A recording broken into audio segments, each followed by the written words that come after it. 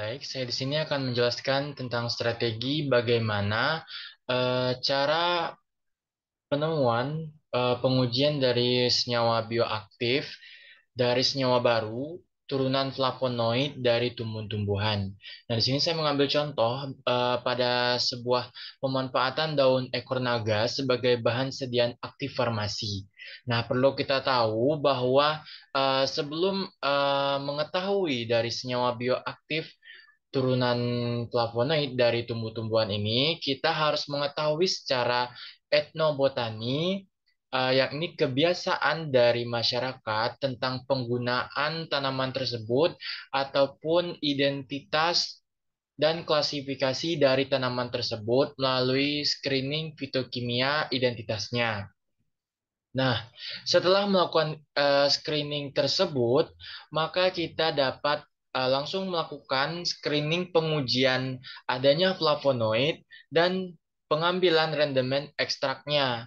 Nah, di sini dijelaskan pada gambar di sini terlihat suatu obat ataupun daun tanaman dari bagian tanaman tersebut dapat dilakukan beberapa teknik pemisahan isolat, dan juga ekstraksi untuk memisahkan senyawa yang bersifat bioaktif dari tanaman tersebut dan juga senyawa yang masih mungkin bersifat toksik atau mungkin tidak bisa digunakan untuk tubuh.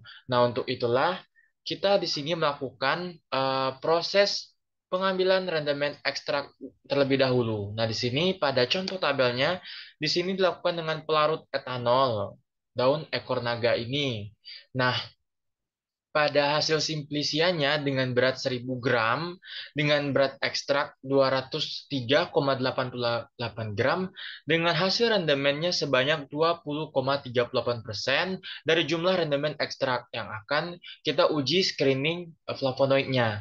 Nah, di sini perlu kita ketahui bahwa sebelumnya daun ekor naga ini secara etnobotani digunakan masyarakat sebagai suatu senyawa analgetik atau pereda nyeri ataupun antiinflamasi.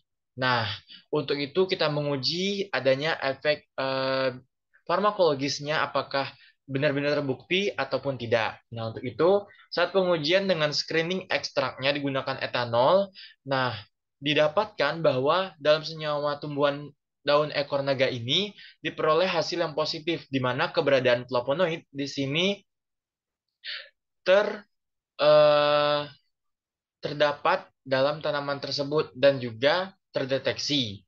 Sehingga dari adanya senyawa flavonoid ini, kita bisa melakukan yang namanya aktivitas uji farmakologi bioaktivitasnya. Nah, di sini eh, dibagi dalam tabel ini dibagi dalam beberapa kelompok perlakuan. Nah, di mana di sini ada K negatif yang di mana di sini menggunakan natrium CMC sebanyak 0,5% dengan jumlah kumulatif geliatnya itu 156,2 atau kurang lebih 3,42 gram.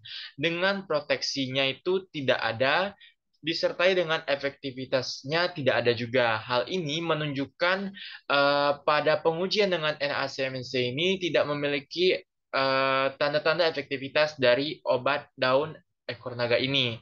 Kemudian pada kelompok yang kedua, perlakuan K+ atau di sini gunakan asam mefenamat yang dimana pada posisi efektivitasnya sebanyak 100%. Di sini memiliki posisi yang tertinggi untuk sementara efektivitas efek farmakologisnya dibandingkan dengan toksisitasnya untuk tubuh. Kemudian pada parameter pertama untuk ekstrak daun ekor naga sebanyak 125 mg diperoleh efektivitas senyawa farmakologisnya 46,59 sebagai senyawa analgetik. Dan diikuti dengan perlakuan yang kedua menggunakan dan yang ketiga menggunakan daun ekor naga dengan ekstraknya sebanyak 250 mg dan 500 mg dengan hasil efektivitas pada perlakuan yang kedua sebanyak 66,59% dan pada ekstrak daun 500 mg sebanyak efektivitasnya 86,81%. Nah, dari tabel ini dapat kita simpulkan bahwa adanya suatu flavonoid di sini memiliki efek farmakologi pada daun ekor naga itu ada pada perlakuan K+ atau saat diujikan dengan asam mefenamat, yang dimana efektivitas ini mencapai 100%. Sedangkan untuk dari perlakuan ekstrak dari 1, 2, 3 yang memiliki efektivitas lebih besar adalah yang memiliki berat yang lebih banyak, sehingga dapat kita ketahui bahwa semakin banyak hasil ekstrak daun ekor naga yang didapat, maka hasil efektivitas yang dihasilkan juga semakin tinggi. Kemudian kita tahu bahwa dari alur ini dapat kita temukan bahwa saat dilakukan ekstraksi dengan etanol, kemudian dilakukan dengan pemanasan, dengan pengujian senyawa senyawa perivetnya di sini untuk mendapatkan efek farmakologis dari jumlah kumulatif ini sendiri. Baiklah, sekian penjelasan saya. Terima kasih.